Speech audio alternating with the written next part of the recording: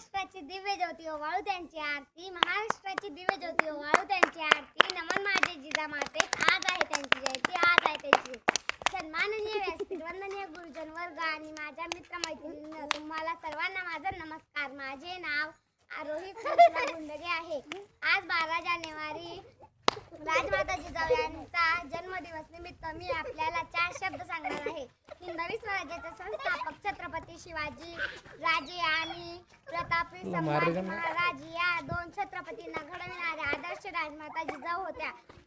राजमाता जिजाऊ यांचा जन्म 12 जानेवारी 1598 रोजी बुलढाणा जिल्ह्यातील सिद्धखेड राजा या गावी झाला.